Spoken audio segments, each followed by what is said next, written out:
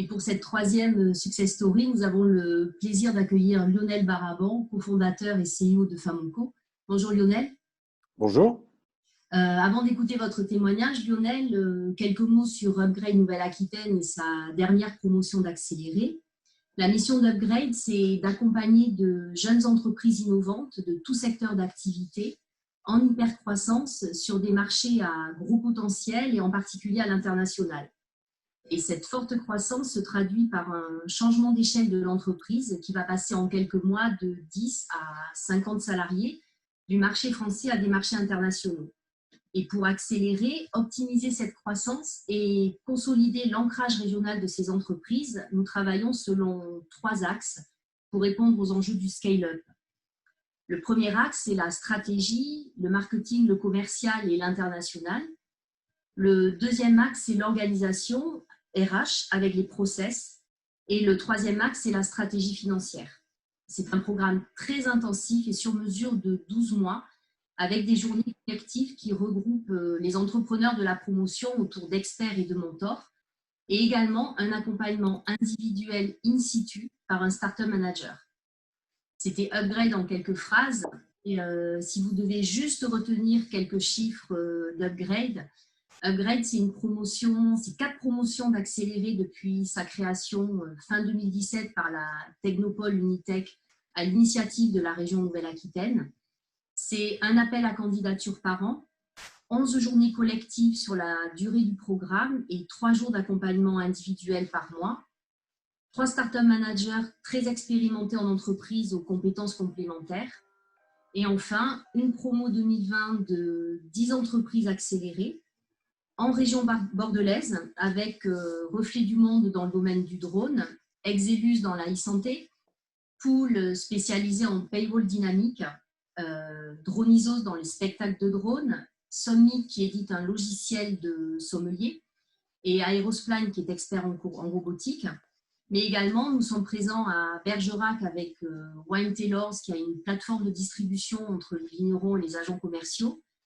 Aquacé spécialisé dans l'efficacité hydrique et EcoHub dans la mesure de la radioactivité à Limoges, toutes les deux. Et enfin Glyph à La Rochelle, qui est un réseau social autour du livre. Voilà. Donc Lionel, merci d'être parmi nous et de nous raconter un bout de l'histoire de Famoco qu'on va articuler autour principalement de 3 thèmes. Le financement de la croissance de Famoco, son développement international et également la structuration des équipes. À vous, Lionel. Merci beaucoup, merci Martine, merci de m'inviter. Je suis très heureux de participer. Alors, j'ai vu marquer Success Story, donc je suis un peu, disons, c'est pas encore vraiment un succès, c'est un succès naissant. Mais en tout cas, je suis très honoré d'être parmi vous et de partager notre expérience, en tout cas le début de cette aventure qu'on a écrite avec Famoco. Donc, ce que je vous propose, c'est de démarrer sur… Je vais vous expliquer un peu d'abord qui je suis, et puis l'histoire de Famoco, ce qu'on fait. Puis, on va parler des 3 thèmes dont Martine parlait tout à l'heure. Donc, l'exportation, comment on exporte, parce que Famoco est une société qui fait 80% de son chiffre d'affaires à l'export, de notre politique RH et évidemment de nos financements. Donc d'abord, Famoco, c'est une société que j'ai créée avec un partenaire qui s'appelle Nicolas Berbigier. Il y a maintenant presque 10 ans, parce que c'était en novembre-décembre 2010. À l'époque, je vivais en Chine. Et on avait une activité complètement différente, puisque en Chine, Nicolas et moi, on avait une société dans le monde du voyage, et en particulier dans le monde du voyage en ligne. Donc, on était un espèce de moteur de voyage pour les Chinois sur Internet. Et puis, on a commencé à… c'était une société un peu importante, donc on incubait des petites startups autour de nous. Et puis, c'était le début du sans contact, c'était le début des cartes sans contact. Et c'était une technologie qui nous intéressait. Donc, pendant 2 ans, 3 ans, on a incubé au sein de cette société des idées. Et on avait 2, 3, 4 ingénieurs qui travaillaient pour nous et qui développaient des protos, donc un peu à la mode dans un garage. Et on a commencé pendant 2 ans, 3 ans à développer des prototypes et à tester des idées autour de l'idée de la transaction sans contact. Et ensuite, on est rentré en France. Et en 2013-2014, on a fait notre première levée de fonds et on a levé un premier million d'euros. C'est comme ça qu'on a démarré. Donc, ce que fait Famoco, donc on dit qu'on est une scale-up. Alors, je ne sais pas ce que ça veut dire une scale-up. Il paraît que ça veut dire une société qui a un peu grandi. En tout cas, Famoco, aujourd'hui, c'est un peu plus de 100 personnes. On a des bureaux à Paris, des bureaux à Bruxelles, des bureaux à Rennes. On a une présence en Inde, une présence à Abidjan, une présence au Kenya, en Tanzanie. On a une petite présence en Russie et on a des gens aussi à Shenzhen, en Chine. En tout, on a levé 45 millions d'euros, on en reparlera tout à l'heure. Et on a à peu près 4000 clients. Alors, notre métier, c'est celui de valider des transactions digitales. Donc, pour nous, une transaction, ce n'est pas simplement du paiement, mais une transaction, c'est un échange sécurisé de données avec de la traçabilité et de la sécurité. Donc, la transaction, c'est utilisé pour faire du voucher, pour faire du paiement, pour faire de l'identité, pour valider un ticket dans un bus, pour permettre à un intervenant à domicile de garantir qu'il soit bienvenu chez vous, vous avoir livré quelque chose, etc. etc. Donc, on permet à toutes ces transactions de s'exécuter dans un univers de sécurité et un univers de traçabilité acceptable. Donc, notre ADN, c'est de fabriquer des appareils, de faire un OS qui est un OS Android extrêmement sécurisé dessus. Donc, on est une vraie boîte tech avec, sur les 100 personnes, il y a au moins 40 ingénieurs qui sont en particulier des ingénieurs software. On a par-dessus une plateforme Mobile Device Management qui permet d'administrer à distance ces appareils. Et on a ensuite des plateformes de paiement pour faire des paiements Visa Mastercard ou des paiements WeChat Pay, Alipay, c'est-à-dire les plateformes de paiement chinoises.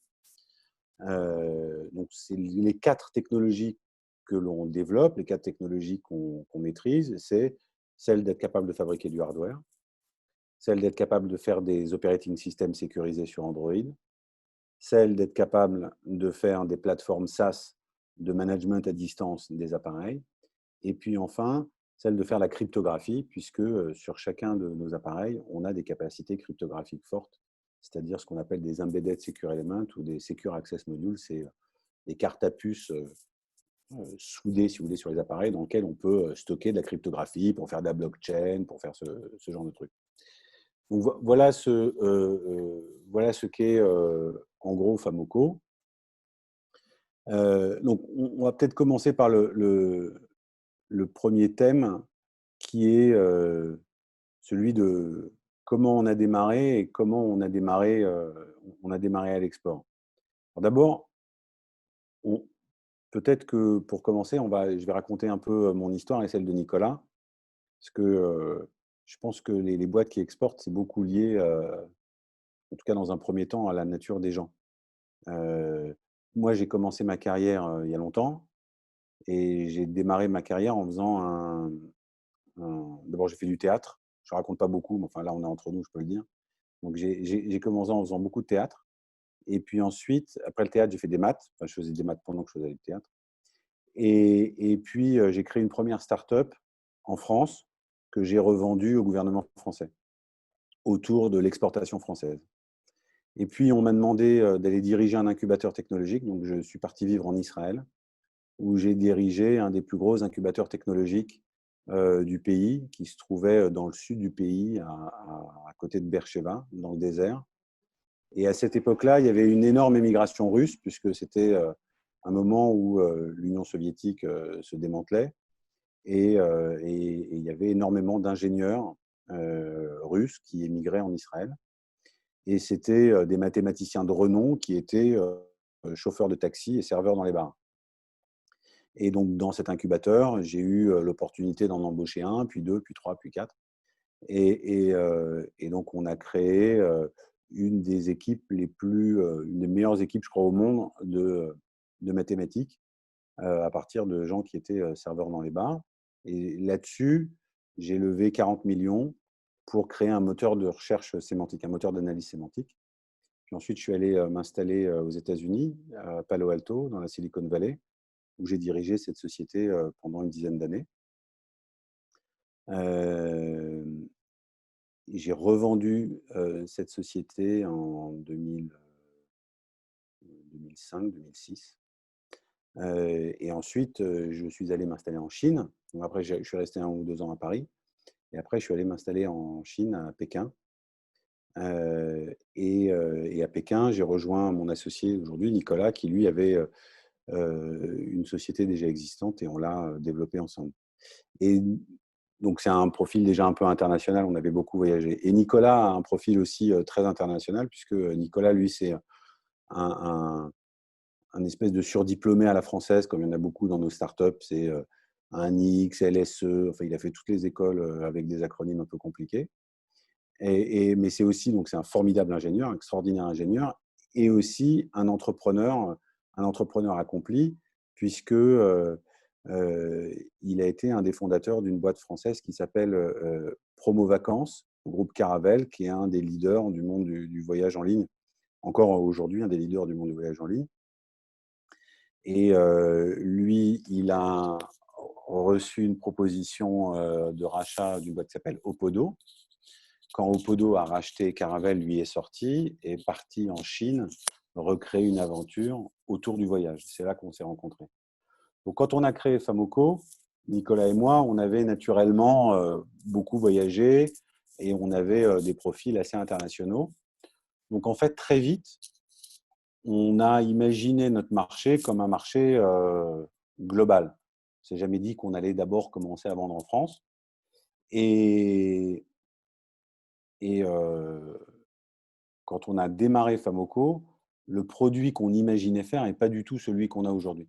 Ce qu'on voulait faire tout au début de Famoco, c'était de faire une carte de crédit. C'est un produit B2C, pas B2B. Aujourd'hui, on a un produit B2B. Et donc, on voulait faire une carte multi-usage qui avait la forme d'un écran. Donc, on imaginait pouvoir créer un écran tout fin et pouvoir dire ça, c'est ma Mastercard, ça, c'est mon American Express, ça, c'est ma Visa, ça, c'est ma carte de fidélité, ça, c'est ma carte Air France, etc., etc. Et donc, on voulait faire ce produit tout fin et on s'est dit, avant de miniaturiser, on va commencer par faire un produit un peu gros. Et quand on a fait ce produit un peu gros, on s'est rapidement rendu compte qu'il pouvait émuler une carte, mais aussi qu'il pouvait lire une carte et que dans notre marché, il n'y avait pas de lecteur. Et donc, c'est comme ça qu'on a démarré. Donc, très vite, on s'est dit, très bien, on a un lecteur de cartes. Il y a des cartes sans contact un peu partout qui permettent de voyager, qui permettent de rentrer dans des bâtiments, qui permettent de payer, qui permettent de faire tout un tas de choses. Et nous, on va fournir les lecteurs. Et donc, on a commencé à avoir des clients un peu partout dans le monde. Mais c'était très perturbant parce qu'on avait un client au Kenya, un client en Tanzanie, un client en Uruguay, un client en Inde. On avait des clients un peu partout dans le monde, mais des tout petits clients partout dans le monde. Et on a toujours dit oui. Donc, on n'a jamais refusé de vendre en disant ça, c'est trop loin, c'est trop compliqué, on n'y arrive pas. Donc, on a grandi comme ça. Donc, évidemment, comme on avait un marché global et des gens qui nous achetaient du matériel dans le monde entier, au début, on a grandi très vite. La première année de commercialisation, en 2014, on a fait 1 million d'euros de chiffre d'affaires. Pour une première année de commercialisation, c'était bien. Donc, on a démarré très, très vite et on a toujours eu, enfin, en tout cas les premières années, on doublait, on triplait, on quadruplait le chiffre d'affaires tous les ans. Donc ça allait très vite. Mais à un moment, on s'est retrouvé avec un problème gigantesque, c'est que on avait une multitude de petits clients dans le monde entier. C'est absolument ingérable. Euh, donc, avoir 10 clients en Inde, 15 clients en Afrique, enfin, encore, quand je dis l'Afrique, c'est très large. Hein. On avait des clients absolument partout. Alors, ça crée des problèmes monstrueux, des problèmes de certification, des problèmes logistiques, des problèmes de contrôle d'échange, des problèmes de livraison. Donc, ça crée énormément de problèmes. Mais en fait, moi, j'ai toujours considéré que mon rôle de CEO, c'était d'essayer de déséquilibrer la société vers l'avant.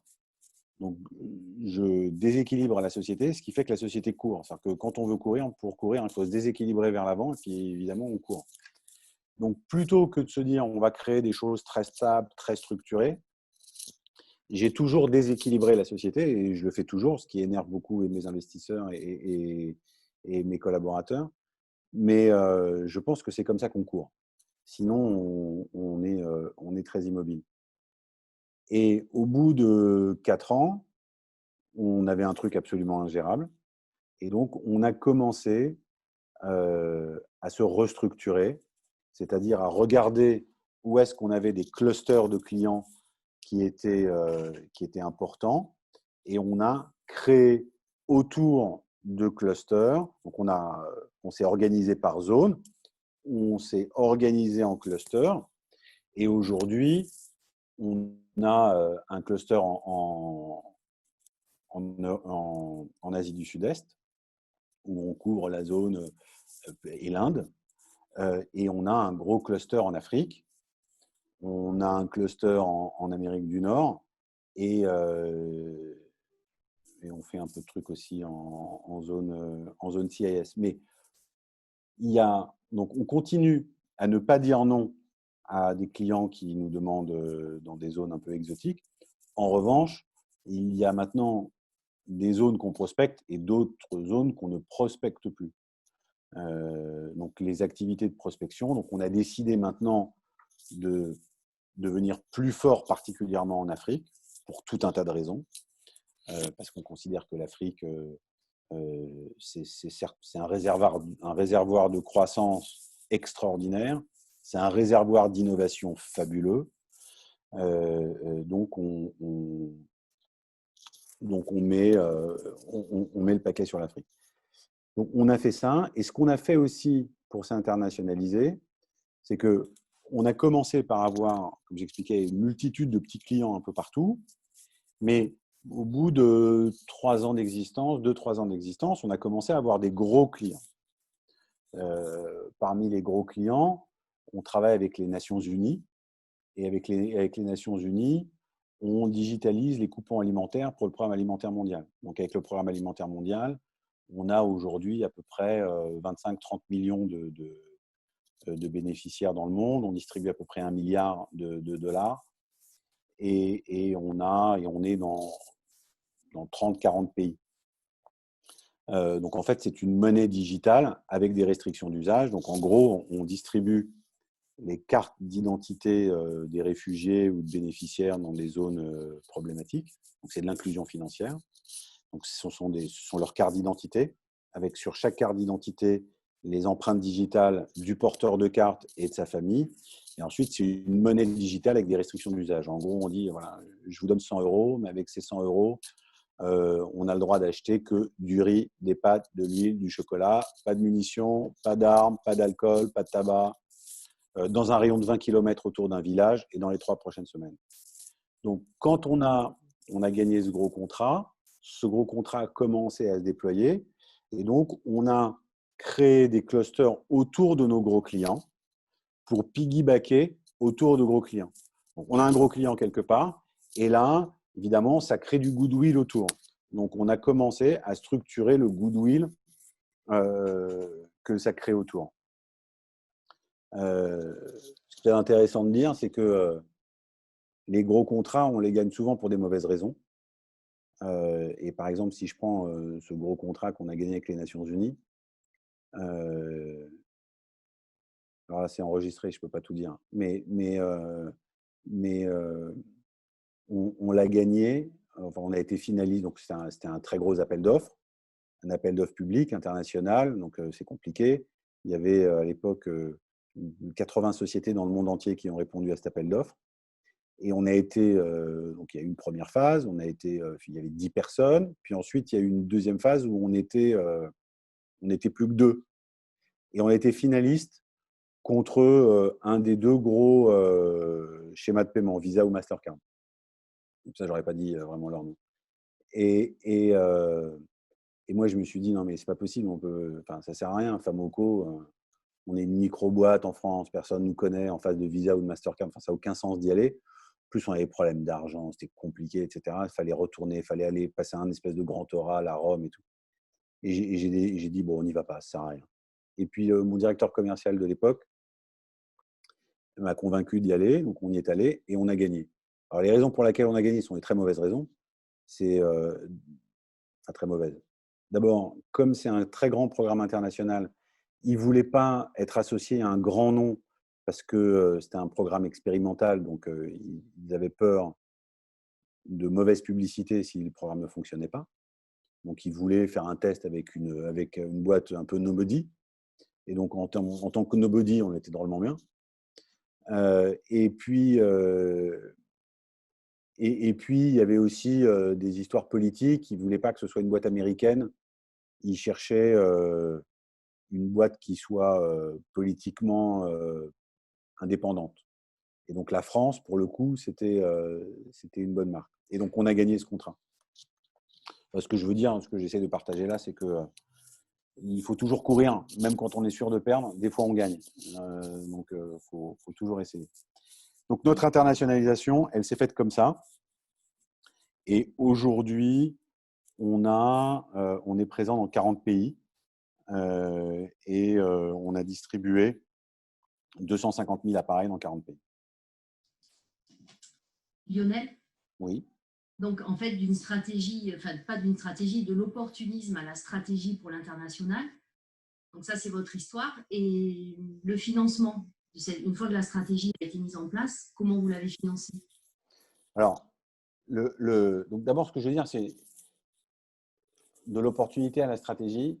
Alors, c'est vrai que c'est toujours très facile de décrire une stratégie et de paraître très intelligent à décrire une stratégie après coup. Parce qu'après coup, on est super intelligent à décrire des stratégies. Je pense qu'en tant qu'entrepreneur, on doit décider sur des multitudes d'opportunités. On dit oui ou non, on est des machines à décider. Et qu'il n'y a pas vrai. Nous, notre stratégie, ça a été de dire oui. Et ça, c'était une vraie stratégie assumée. Et ensuite de structurer. C'est-à-dire que ce n'est pas de commencer à avoir une idée, de structurer sur une idée, mais c'est de structurer sur des opportunités. Donc, notre vraie stratégie, ça a été de dire oui. Alors maintenant, sur le financement. Donc, les 2-3 premières années, on l'a financé, Nicolas et moi, sur fonds propres. C'est-à-dire qu'on a financé un peu de R&D pour créer les premiers pilotes. Ce que nous, on a financé sur fonds propres, c'est ce qui, en général, est financé avec ce qu'on appelle des business angels. Bon, il se trouve que c'est nous qui l'avons fait, mais ça aurait pu être des business angels. D'ailleurs, il y a eu aussi un peu de business angels autour, mais ça ne coûtait pas énormément. Et puis, quand on a eu un premier pilote, un truc un peu près, on a levé un premier million auprès de fonds de capital risque. J'imagine que vous êtes tous en levée de fonds, vous allez lever des fonds, vous êtes en train de lever des fonds.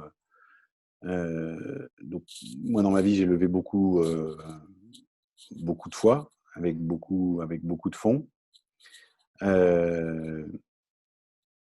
Donc, on a fait un premier tour de table d'1 million d'euros et je pense que dans ce premier tour de table, on a laissé trop de part du capital sur la table. Donc, on a été mal valorisé. Mal valorisé parce qu'à l'époque, on faisait du hardware et du software et que personne ne voulait faire de hardware. Le hardware, c'est pas propre, il faut du stock, c'est compliqué. Tout le monde veut faire des plateformes SaaS, plus personne ne veut faire du hard. On avait beau expliquer que en fait, le hard, c'était qu'un cheval de Troie pour porter notre software, qu'en réalité, nous sommes une boîte de soft, pas une boîte de hard. Euh, et je cite toujours Steve Jobs dans son pitch pour l'iPhone. Il a cité un bonhomme qui s'appelle Alan Kay et il a dit If you are really serious about software, you should make your own hardware. Et donc ça, c'est un peu l'histoire de Famoco. Et donc, tout ça pour dire qu'on a eu du mal à lever notre premier million parce que les gens ne croyaient pas dans un modèle où il y avait du hardware. Et on a trouvé un fonds qui s'appelle Orinvest, qui a investi chez nous. Et puis ensuite, on a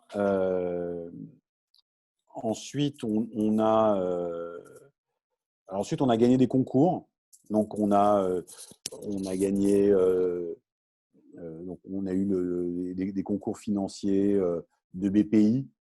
Donc j'imagine que vous avez tous utilisé BPI. Alors BPI, on a une histoire un peu compliquée avec BPI parce que au départ, chaque fois qu'on allait voir BPI, ça allait jamais. J'avais l'impression que on nous disait on était trop gros, trop petit, trop vieux, trop jeune, trop maigre, trop export, trop hardware. Enfin, j'ai l'impression que j'ai jamais trouvé le bon discours. C'était très, très déstabilisant. Jusqu'au moment où on nous a dit non, mais en fait, vous ne faites pas vraiment de l'innovation. Ce n'est pas vraiment de l'innovation ce que vous faites, c'est compliqué. Bon. Et puis, on a gagné, à l'époque, ça s'appelait le Pass French Tech. On a gagné le Pass French Tech, qui correspond au FT 120 maintenant, un truc comme ça. Et ce jour-là, les portes se sont ouvertes et ils nous ont prêté, je crois, 300 000 € ou 400 000 €, un truc comme ça. Et ça nous a énormément aidé parce que ça nous a permis d'abord, ça nous a permis d'attendre pour notre prochaine levée de fonds. Donc, on a gagné des concours, tout ce qu'on pouvait gagner comme ça, comme petits concours locaux, notamment avec BPI. On a eu aussi PM Up, qui est l'équivalent de la région, donc une offre, enfin à Paris en tout cas, mais donc c'est une aide de la région. Puis ensuite, on a fait une deuxième levée de fonds où on a levé, donc là qui était une vraie série A, on a levé 4,5 millions. Puis ensuite, on a fait une troisième levée de fonds, on a levé 12 millions, puis 5 millions, donc 17 millions. Et puis enfin, on a annoncé là il y a quelques mois, au mois de février, on a relevé 20 millions auprès de la BEI, qui est la Banque européenne d'investissement. Donc ça, c'est notre histoire. Les enseignements pour nous, c'est que d'abord, quand on lève de l'argent, il suffit d'une personne qui dit oui. Donc, pour avoir une qui dit oui, il en faut à peu près 40 qui disent non. Donc, lever des fonds, c'est avoir l'humilité nécessaire et suffisante pour être capable de se faire dire non 40 fois pour finalement avoir un oui. Enfin, un oui, ça suffit. Hein. On n'a pas besoin d'avoir 40 oui. Mais on n'a jamais 40 oui. On a utilisé des leveurs de fonds. Pas pour le premier million, mais ensuite pour le tour de 4,5, on a utilisé un lever. Pour le tour de 12,5 puis 17, on a utilisé un lever. Et les 20 derniers millions, on l'a fait tout seul. J'imagine que c'est aussi des choses auxquelles vous êtes confrontés. Est-ce que vous faites tout seul? Est-ce que vous utilisez un lever pour lever de l'argent? Au début, c'est bien. Après, vous pouvez faire tout seul.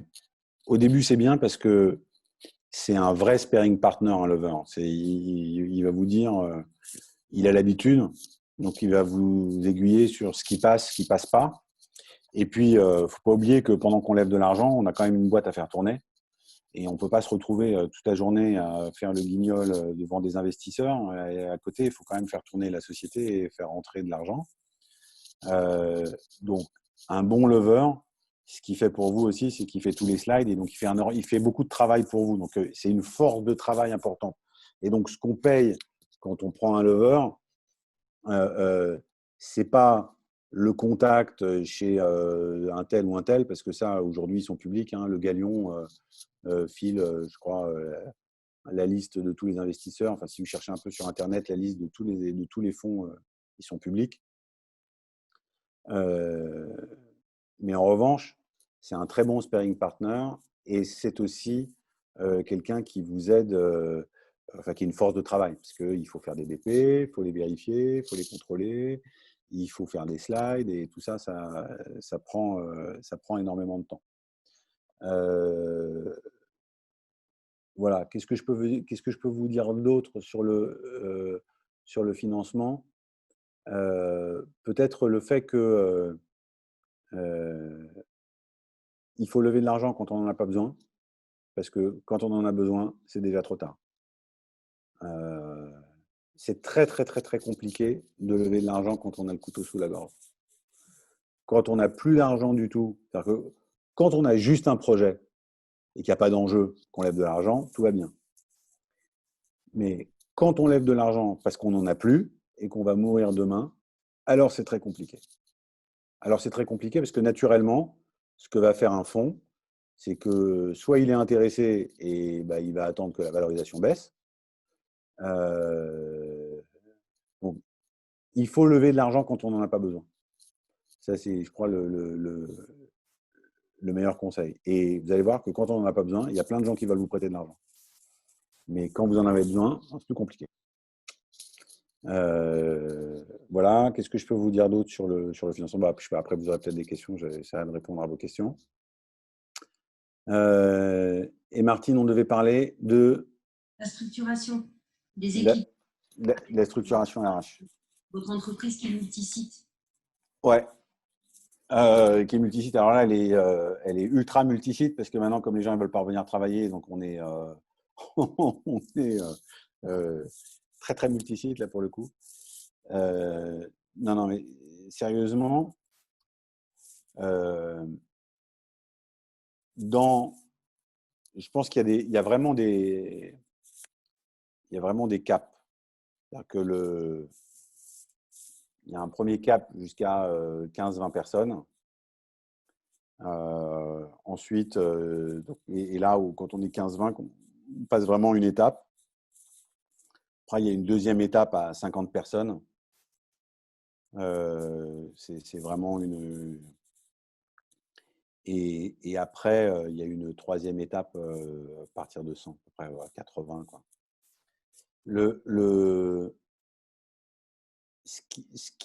Pour moi, ce qui caractérise le fait d'être une start-up ou le fait d'être une scale-up, c'est le côté dynamique de la boîte. C'est-à-dire que si je regarde la société telle qu'elle était il y a un an, elle est très différente de la société qu'on a aujourd'hui. C'est pas la même. Et je pense que la société qu'on a aujourd'hui est très différente de celle qu'on aura dans un an.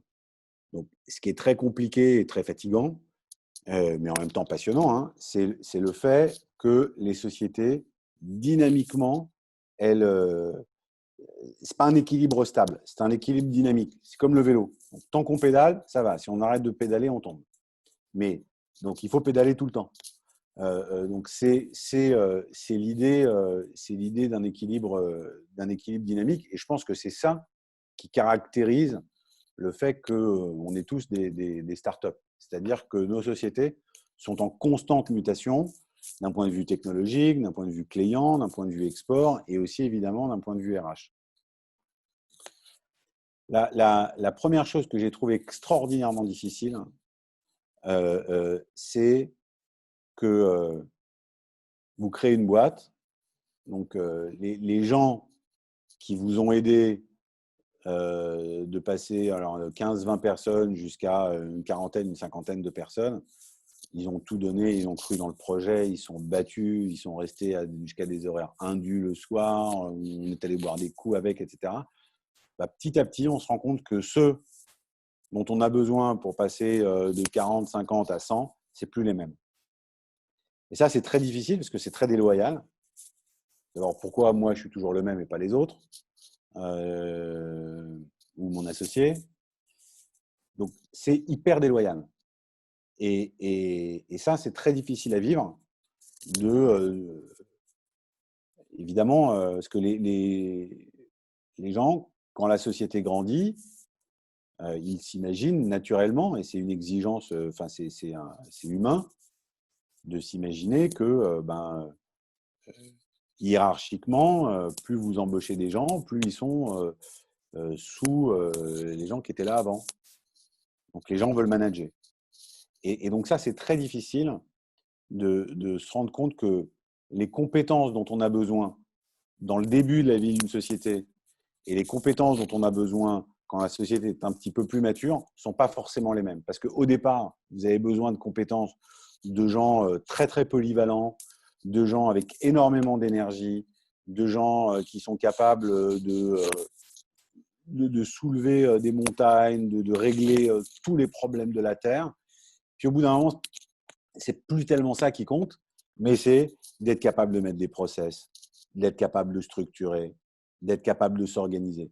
Et ce n'est pas nécessairement donc, un bon gestionnaire et ce n'est pas forcément la même personne. Et ça, c'est difficile. Donc, il faut s'en rendre compte. Il faut s'en rendre compte vite parce que les mauvais recrutements ou les gens à la mauvaise position, c'est ce qui est dans la vie d'une entreprise le plus coûteux et c'est ce qui est et c'est ce qui fait perdre le plus de temps. Et ces problèmes-là, on les a tout le temps. Alors, on les a quand on passe de 30, 40 personnes, enfin, aux alentours de 50, 40. C'est par là, je trouve que le changement est le plus criant. Mais en réalité, ça continue tout le temps. C'est-à-dire que travailler sur son organigramme, sur la définition des postes, sur ce que l'on appelle des scorecards, sur les valeurs de la boîte, sur vérifier que chaque personne est bien à sa place, sur créer des carrières passes pour tout le monde, est quelque chose de très difficile parce qu'il faut se rendre compte qu'en réalité, nous ne sommes que en tant que société, le fruit des talents qui sont avec nous. C'est-à-dire que nous, tout seuls, on n'est rien. C'est de l'intelligence collective. Et la qualité des talents qui nous entourent, c'est la qualité de la boîte. La boîte, elle n'a pas une qualité toute seule. Elle n'existe pas toute seule. Elle n'existe que par les talents qu'il y a autour. Donc, il faut les garder motivés. Et donc, ce que nous, on a fait, c'est qu'on a essayé de travailler sur une culture de société. C'est-à-dire de travailler sur la culture de la société, sur les quelques grandes valeurs qu'on voulait promouvoir, des valeurs technologiques pour les produits. Donc pour nous, les valeurs technologiques pour le produit, c'est le fait, on est un produit dégooglisé, c'est la data privacy, c'est le fait que les métadonnées, enfin que la donnée en général, c'est une matière première au même titre que le cacao ou que le diamant. C'est quelque chose qu'il faut protéger. Donc, sur la démocratisation de l'accès à la sécurité, l'inclusion financière. Donc, tout ça, c'est des valeurs qu'on a essayé de mettre en avant.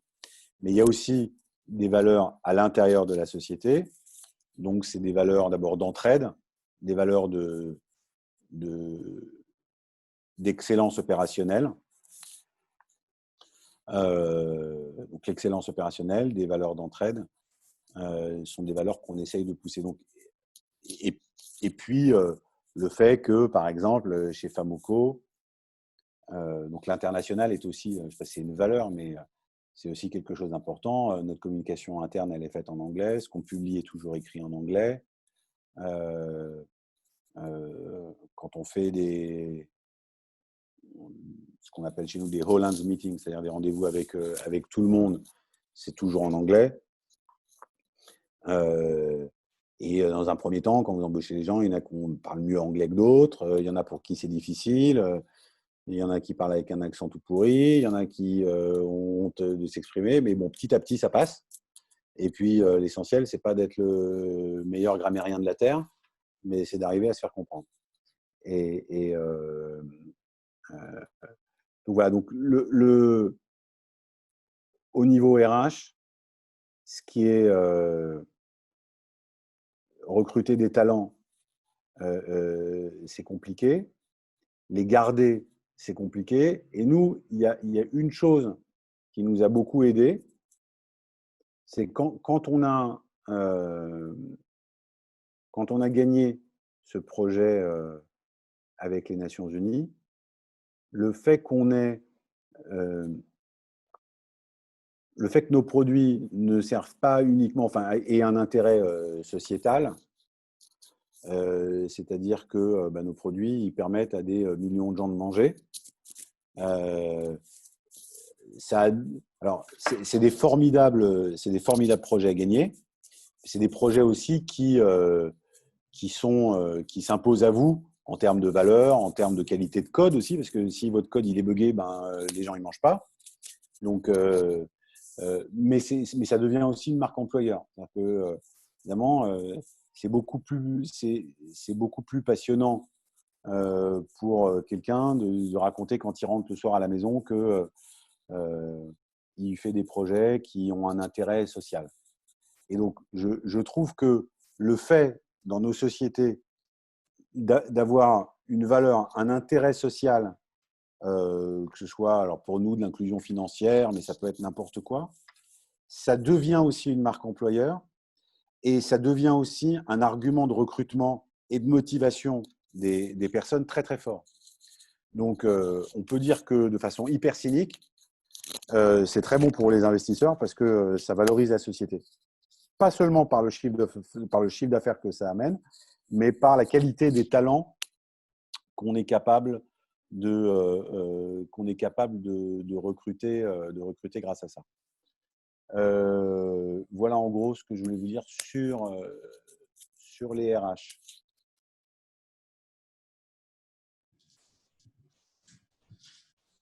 On va passer aux questions, Lionel, mais avant, ouais, bien sûr. Donc, vous dites que le rôle de CEO, c'est déséquilibrer la société vers le haut. Donc, il n'y a pas de la société que vous déséquilibrez, vous emportez vers le haut, puisqu'en 2015, vous avez emmené vos salariés sur le mont Toubkal au Maroc pour une initiative et en 2017, c'était le Mont Blanc.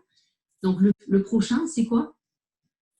Alors, c'est gentil de me rappeler ça. C'était vraiment, ça, c'était extraordinaire. Donc, c'était l'idée de dire, il n'y a rien, on va aller, enfin, Famoco, on a des grandes ambitions, donc on va aller sur le sommet de l'Europe. Et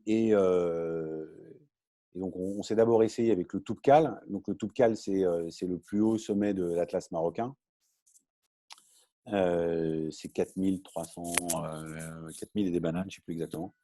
Mais donc, c'était extraordinaire, c'était super. Et ensuite, 2 ans plus tard, on s'est entraîné. Et 2 ans plus tard, on a fait l'ascension du Mont Blanc.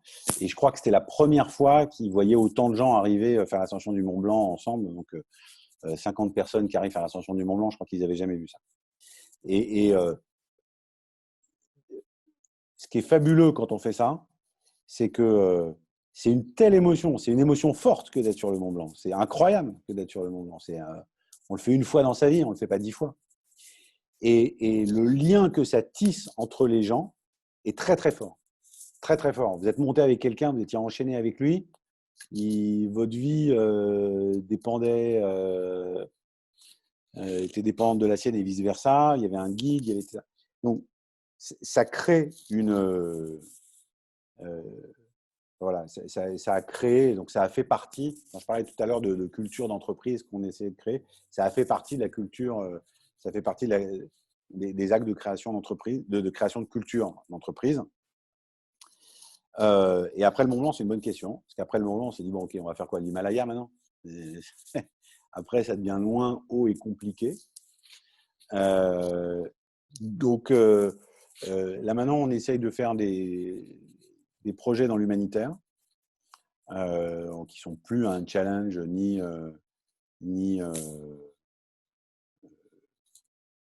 nous, on fait des choses extraordinaires aux 4 coins du monde, mais on se rend compte que ces choses extraordinaires qu'on fait aux 4 coins du monde, on ne les fait pas en bas de chez nous. Donc, on s'est dit, tiens, si on essayait déjà de faire ce qu'on fait formidablement bien aux 4 coins du monde, si on arrive à le faire en bas de chez nous, ce serait pas mal. Donc, on essaye de travailler sur ces domaines-là. Et on essaye. Là, on devait partir tous ensemble en Corse Alors évidemment, plus on grandit, plus c'est difficile. Maintenant, on est 100. Alors, amener 100 personnes en même temps, ça devient des budgets compliqués, puis ça devient difficile, même un peu plus que 100. Donc, on devait partir au mois de mai. On devait tous aller en Corse. Mais là, évidemment, c'est fini. Covid, on a tout annulé. Et donc là, je pense qu'on va y aller au mois d'octobre. Mais on essaye une fois tous les 2 ans au moins d'avoir un grand team building où on emmène tout le monde faire quelque chose d'extraordinaire ensemble. Donc, prochaine étape, la Corse. Super. Et si je rebondis juste alors, sur le Covid. Vous m'aviez dit que Lionel, vous n'avez aujourd'hui pas été impacté. Donc, si vous avez juste une phrase à nous donner un peu votre clé de succès. Alors, on n'a pas de clé de succès, on a de la chance. Mais, enfin si, clé de succès, c'est d'abord, nous, on a des activités dans plusieurs secteurs. Donc, on a des secteurs qui sont effondrés. Donc, par exemple, on faisait tout ce qui était événementiel. Donc, on filait des petits bracelets pour faire du cashless dans les stades, les salons, les festivals, etc. Ce truc-là est juste mort. C'est fini. Il n'y a plus rien. Il n'y a plus un salon, il n'y a plus un stade, il n'y a plus un événement sportif, il n'y a plus un événement musical, il n'y a plus un festival. Mais en revanche, évidemment, des coupons alimentaires, des vouchers, etc., ça a énormément accéléré. Ce qu'on fait dans le transport, les bus, etc., ça a continué à grandir. Donc, le fait d'avoir une activité qui est qui est suffisamment diversifiée permet d'équilibrer, faire en sorte qu'il y a certains pans d'activité qui tombent et d'autres qui augmentent. Donc, globalement, on s'en sort bien. Donc, on a fait un premier S1 très bien. On n'a pas utilisé de chômage partiel. Pour l'instant, on n'a pas pris de PGE. En revanche, on est comme tout le monde, hein, on est inquiet pour le S2 parce qu'il n'y a plus de salon, il n'y a plus de prospection. Et puis, même si on est déconfiné, on peut aller boire un coup en bas. Pour l'instant, on reste confiné en France. On ne peut pas aller voir nos clients à l'étranger. On ne peut pas aller voir nos clients pour aider les déploiements. On peut pas, et on ne peut pas aller voir nos prospects. Donc, il faut essayer de réinventer la façon dont on prospecte les clients. Et ça, c'est évidemment pas facile.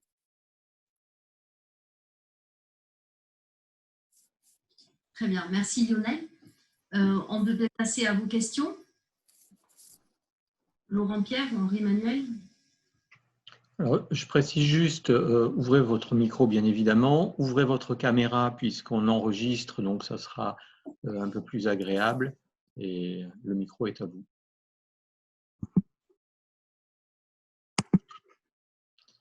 C'est la première la plus difficile. Ah voilà. J'en ai éventuellement une. Vous devez être épuisant pour vos salariés. Parce que vous passez votre temps à courir, à faire du déséquilibre avant, mais au-delà de faire des sommets, comment vous arrivez à dynamiser l'ensemble de vos collègues dans cette course en avant? Alors, vous avez raison, je pense que je suis épuisant. Je pense que je suis épuisant. Je pense qu'on lead que par l'exemple. Voilà, on lead que par l'exemple. On lead pas par l'autorité, par les ordres. Donc, l'idée, dynamiser, c'est par l'exemple. Et il faut mettre de l'énergie tout le temps, tout le temps, tout le temps, tout le temps, tout le temps. Et donc, moi, j'essaye de mettre de l'énergie tout le temps, d'énergiser tout le temps, tout le temps, tout le temps, tout le temps. Tous les réunions, tous les rendez-vous, tous les matins, tous les jours. C'est sans cesse. Et oui, moi, je pense que c'est mon rôle. C'est mon rôle de transmettre de l'énergie. Et c'est mon rôle aussi d'être, vous savez, une start-up, c'est roller coaster. Hein. Il y a un jour, on pense qu'on va être milliardaire et le lendemain, on pense que tout est mort. Et on peut faire ça 3 fois dans la même journée. Donc, ça nous arrive plein de fois. Et notre rôle aussi vis-à-vis de nos salariés, c'est de les protéger de ça. C'est d'être une soupape, d'être c'est de les protéger de ça. Donc, moi, ce que je leur dois, c'est de la stabilité, de la sérénité et de l'énergie. Mais eux ne vivent pas le roller coaster que Nicolas et moi, on vit tous les jours. C'est la porte ouverte à l'infarctus. Non, mais non. Moi, enfin, ceux qui veulent aller bosser à la Poste, ils peuvent aller bosser à la Poste, il n'y a pas de problème. Je S'ils veulent pensais à vous. bosser, s'ils veulent, moi, ouais. Non, mais parce qu'en même temps, vous savez, ce qui nous protège de l'infarctus, c'est la joie, c'est le la, j'aime beaucoup nos clients, j'adore voir nos clients, j'adore voir nos réalisations. Euh, la joie et l'amour, ça nous protège de toutes les maladies. C'est le meilleur des médicaments. Donc, si on est heureux, si on a la banane, si on est content, si on a l'impression de faire du bien autour de soi, si on a des employés heureux de venir travailler, je pense qu'on est protégé. Mais maintenant, oui, c'est pas un long fleuve tranquille. Bonjour Lionel. Bonjour. Donc Julien Le Drogo, je suis désolé, c'est pas très poli. Je peux pas mettre ma caméra pour une Il n'y a raison de pas de bande problème. passante. Merci beaucoup pour le témoignage, hyper intéressant, bien authentique. Donc moi, j'accompagne des boîtes tech sur le marché américain. J'ai une question en tant qu'ancien VC. J'ai fait mes armes pendant 8 ans. C'est pourquoi tu as souhaité lever avec un institutionnel public, en l'occurrence la BUI, sur un tour aussi stratégique. Et ma question, c'est est-ce que ça ne va pas contraindre les prochains tours s'il y en a? D'ailleurs, ce n'est pas une fin en soi, hein, pas du tout. Ou alors, est-ce que ça ne va pas contraindre un minimum un exit avec un acteur stratégique asiatique ou américain? Ok, c'est une très bonne question. C'est une très bonne question. Alors, d'abord, je crois que, bon, évidemment, on fait hyper attention à tout ça. C'est des sujets dont on discute tout le temps. Je pense que la France qui a refusé, avec Montebourg, qui a refusé la vente de Dailymotion, ils l'ont fait une fois, ils ne le referont pas deux. Je pense que les conneries, c'est fini.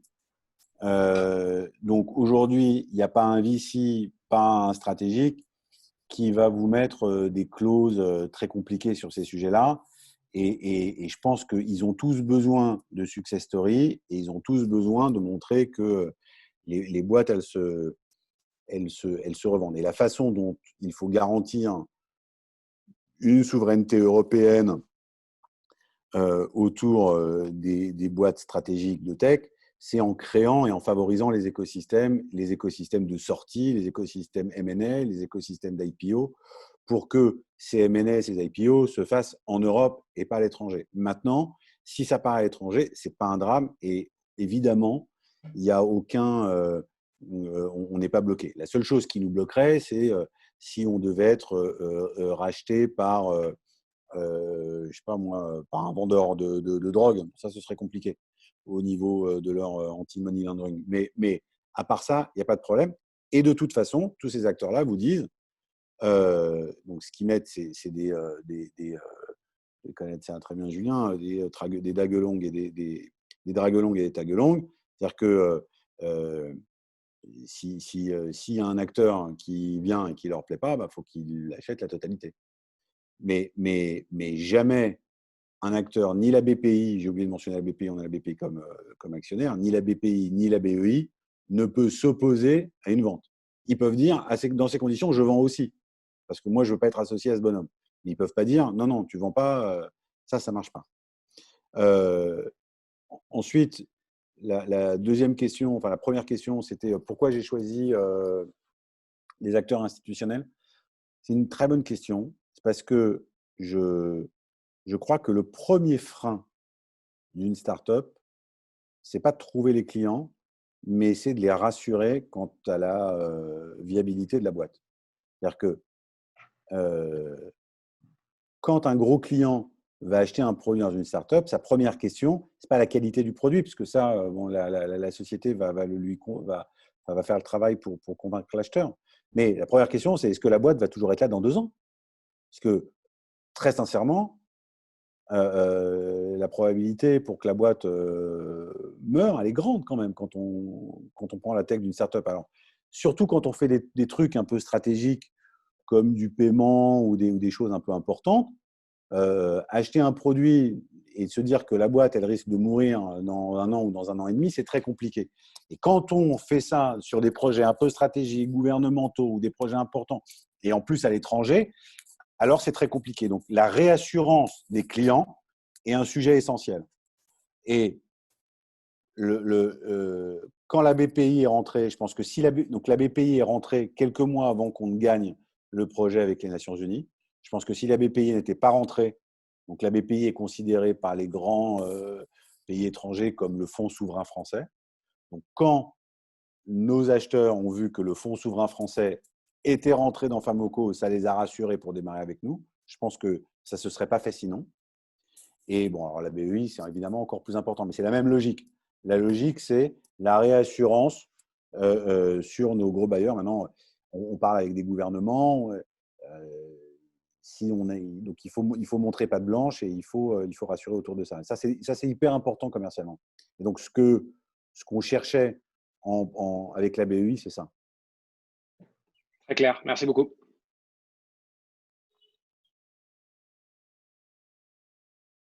Une autre question?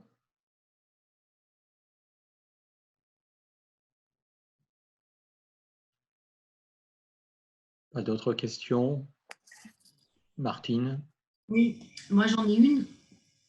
Dans le séquencement des levées de fonds, elles ont financé quelles grandes étapes?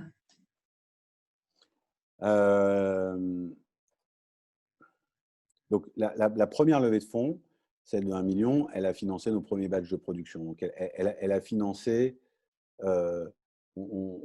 d'une proof of concept au début de l'existence d'un produit. La deuxième levée de fonds, elle nous a permis de passer à une échelle. On est devenu une vraie société. C'est-à-dire qu'on a commencé à ne plus faire un produit, une idée, mais une technologie. Parce qu'au départ, c'était une idée, mais pas encore une technologie. Donc, on est devenu une technologie. Et puis ensuite, la troisième levée de fonds, c'est la mise à l'échelle et donc l'internationalisation. Et cette dernière levée de fonds, c'est une levée de fonds d'accélération.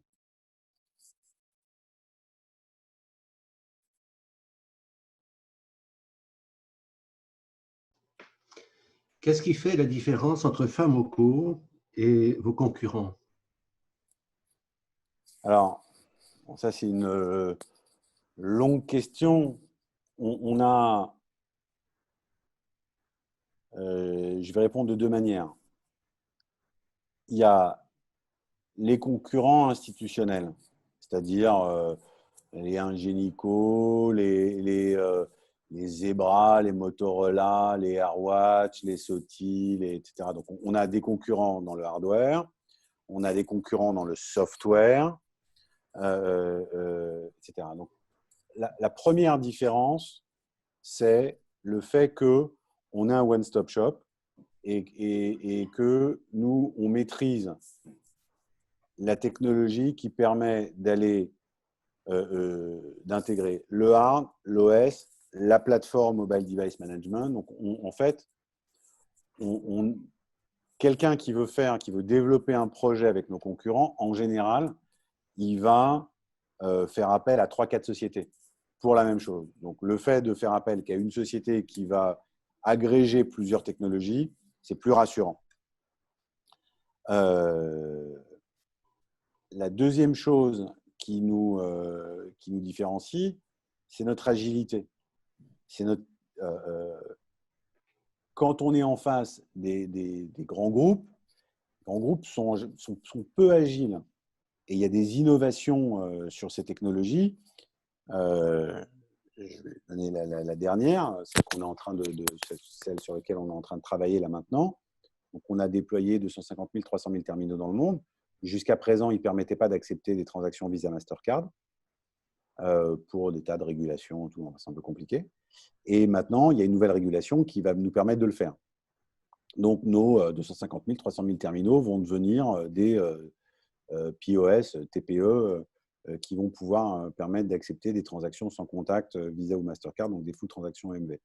Donc, évidemment, nos concurrents travaillent là-dessus aussi. Mais notre capacité de prendre les dernières innovations et les intégrer très rapidement là-dedans, c'est un énorme avantage. Donc, c'est notre agilité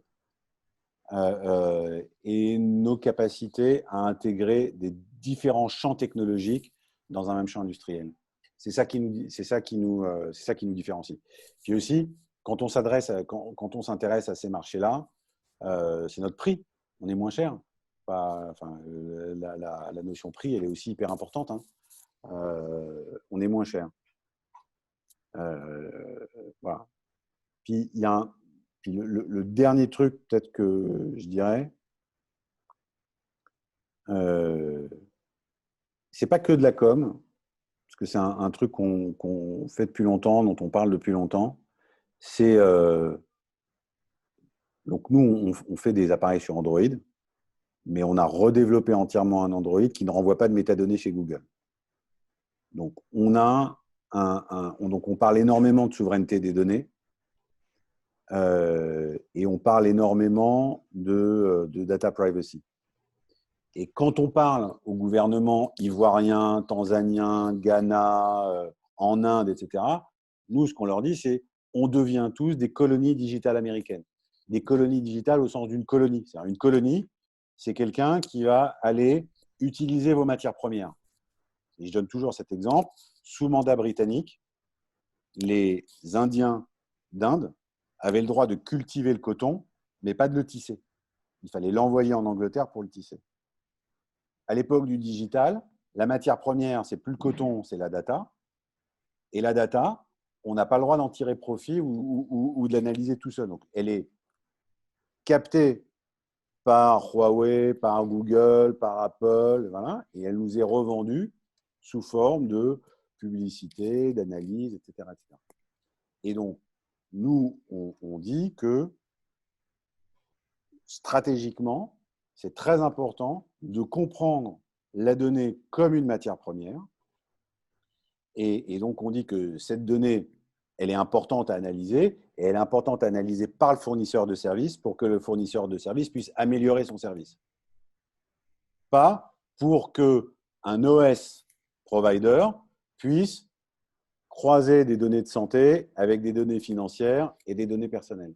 Ça, c'est pas bien. Mais si vous distribuez des données financières et que vous améliorez votre service financier en étudiant les usages de vos services financiers, c'est pas mal en soi. Ce qui est mal, c'est de les croiser avec les autres services. Donc, la data doit être propriété du fournisseur de services. Et donc ça, c'est quelque chose sur lequel on essaye d'être un peu vocal, qu'on essaye d'expliquer. Alors évidemment, après, ça dépend à qui vous parlez, comment vous parlez. Mais ça, c'est une grosse différence parce que pour pouvoir faire ça, c'est 1 an et demi de R&D, il faut refaire un OS à chaque fois. Donc, c'est du vrai travail. C'est pas, faut prendre un OS, il faut le décompiler entièrement, il faut le nettoyer. Voilà. Donc, il y a une vraie compétence technologique derrière. Merci. Merci beaucoup à tous. J'espère que je ne vous ai pas ennuyé, que ça vous a intéressé. Et voilà, si vous voulez me contacter, vous pouvez me contacter sur LinkedIn ou par email. Enfin, c'est facile, hein, lionel@famoco.com, ça marche. Ou sur LinkedIn ou sur ce que vous voulez. En tout cas, je suis très heureux de vous parler. À bientôt.